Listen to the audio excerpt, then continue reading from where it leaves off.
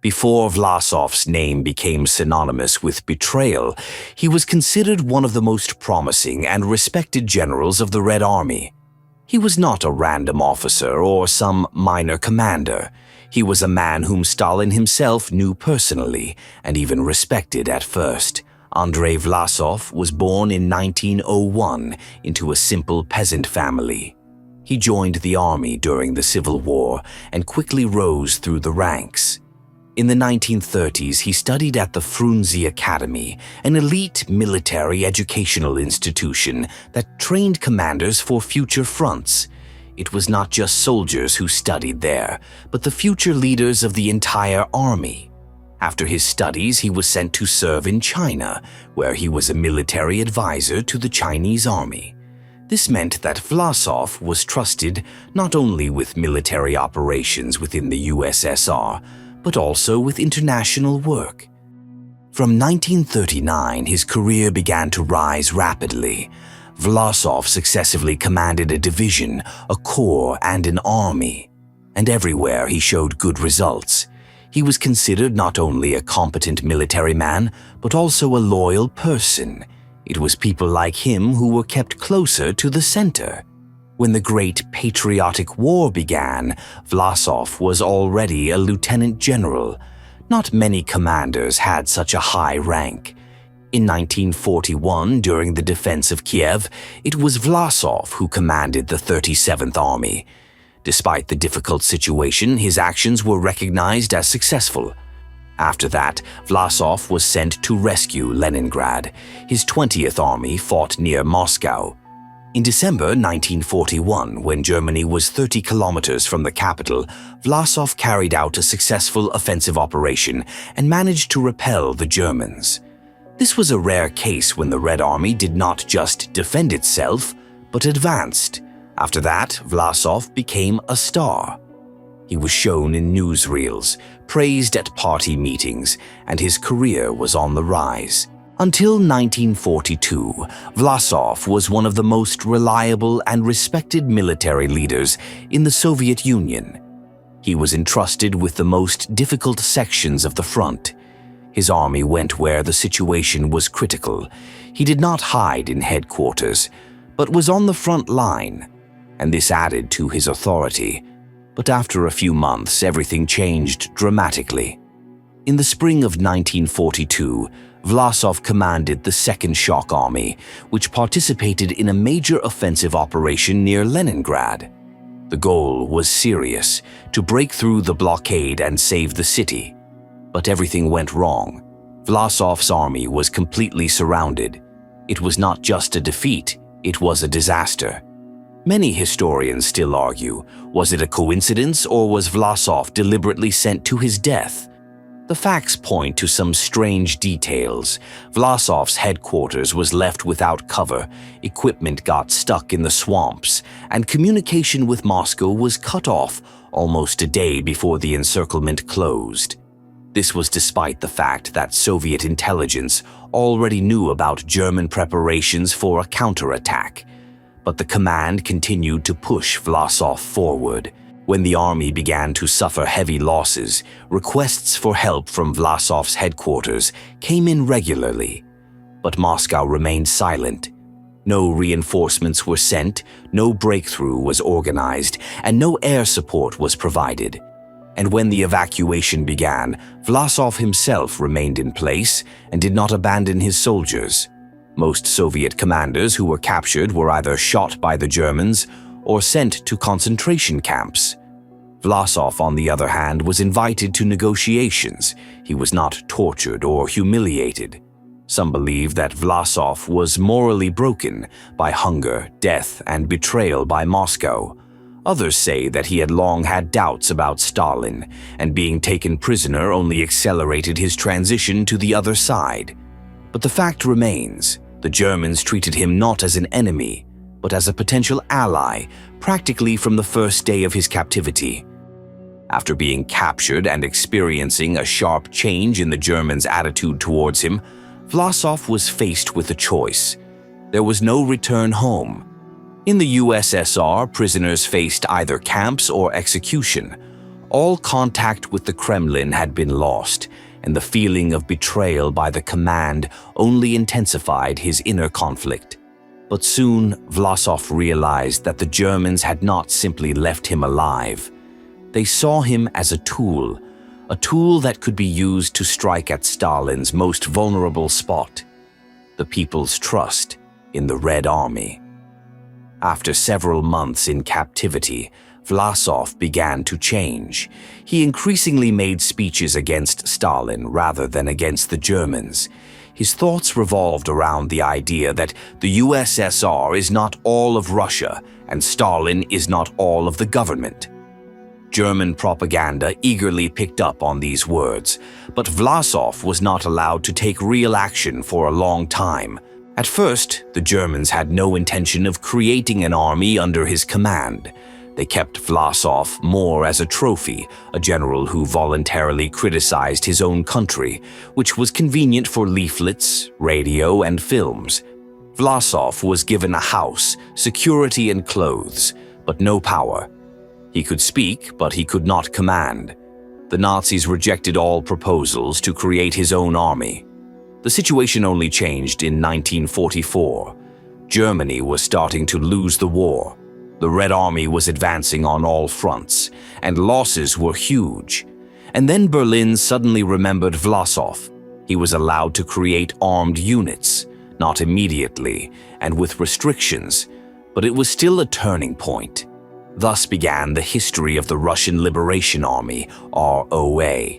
Vlasov assembled an army from captured Soviet soldiers. Those who signed up took a huge risk.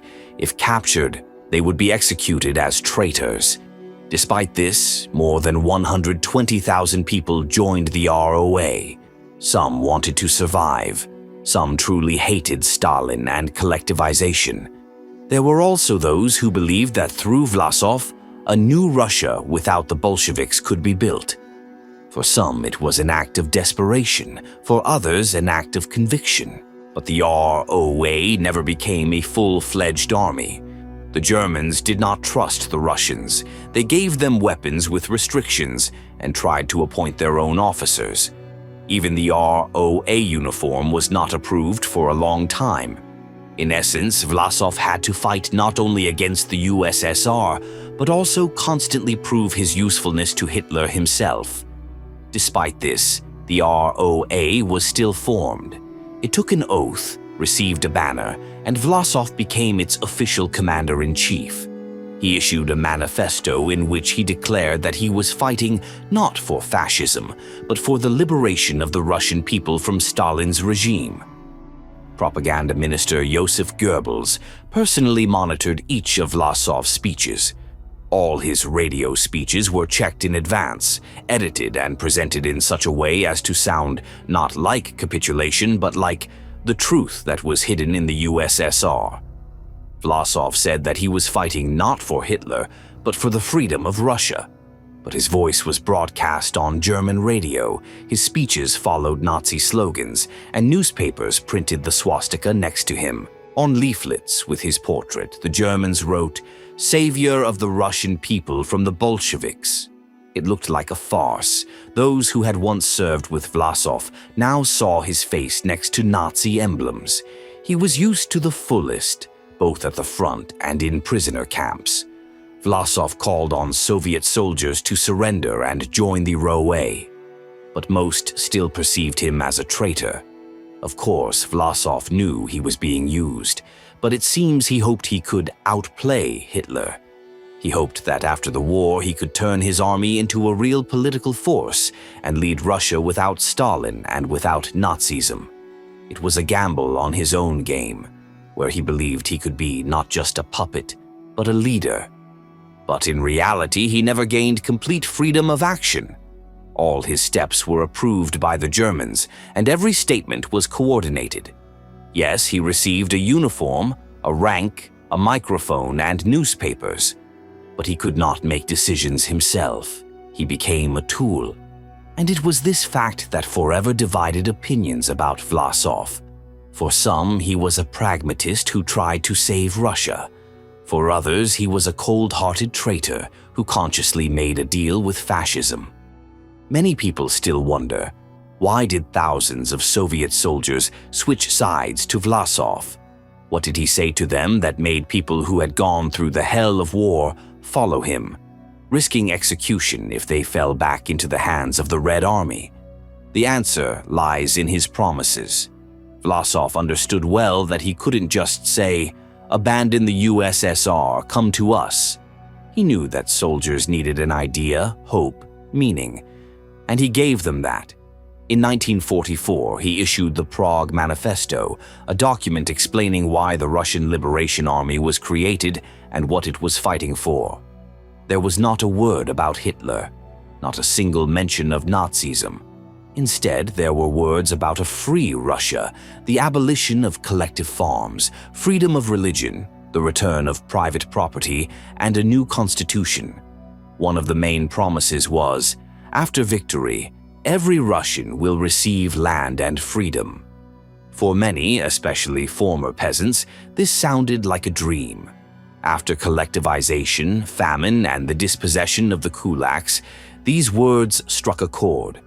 Vlasov portrayed himself as a liberator who wanted to build a Russia without camps, without fear, without Stalin. He told his soldiers, "We are not traitors. We are fighting for the real Russia." He advocated the abolition of political repression, the return of churches, and the protection of private life. The program did not look like a guide to treason, but like a utopia, beautiful, powerful, and very necessary for those who had lost faith in Stalin. But there was one problem. Many ROA soldiers did not know that these promises were never going to be fulfilled. Hitler did not need free Russians. He openly declared that there should only be slaves in the East. Vlasov's manifesto was simply tolerated while it was useful. Hitler himself called the ROA a temporary tool and the army itself an ideological trick.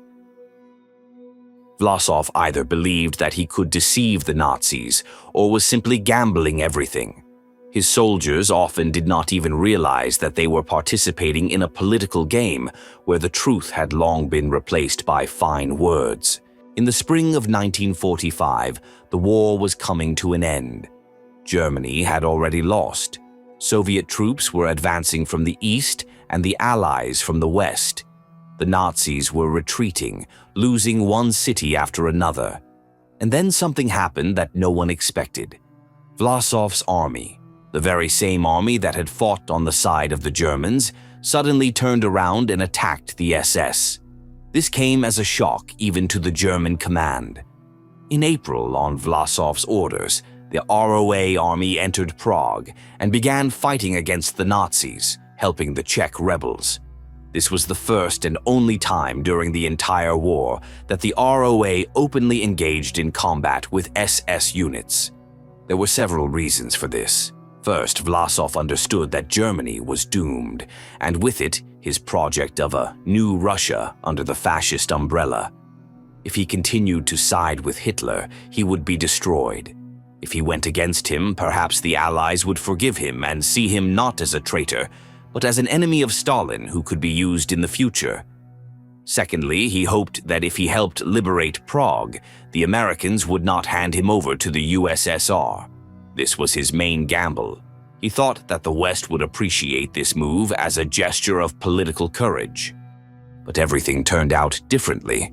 Vlasov miscalculated. The United States and Great Britain had already agreed with Stalin that all Soviet citizens, even former prisoners and defectors, must be returned. This secret clause was included in the agreements between the Allies, despite the fact that it violated international law. According to the Geneva Convention, a person cannot be forcibly transferred if repression or death awaits them in their homeland. But this clause was simply ignored. Vlasov and his closest officers were handed over without trial, without the right to a lawyer, without consideration of the case. They were taken away under guard like cargo and sent to an area controlled by the Red Army. After the liberation of Prague, the Czech authorities handed over the row of fighters to American control. A few days later, the extradition began. First the soldiers, then Vlasov himself. He was put in a truck, taken to the Soviet army zone, and never saw freedom again. This turn of events was the final chapter in his strategy. He wanted to save his life, his army, and perhaps his name. But he ended up being nothing more than a pawn in the game of superpowers. When Vlasov arrived in the USSR, he was immediately arrested and sent to prison in Lubyanka. The interrogations lasted more than a year. The trial was held in secret, without the public or the press. The charge was simple: treason against the motherland. There was no mention of any right to defense. He was executed in August 1946. Along with Vlasov, 11 other generals and officers of the ROA were shot. The execution took place in complete silence. It was not reported in the newspapers or on the radio. Information about the execution was classified and remained secret for almost 40 years, until the end of the 1980s. Vlasov was buried secretly, without a gravestone or a grave. His name was removed from all documents, even photographs were destroyed. He became an undesirable topic, and his role in history was forbidden.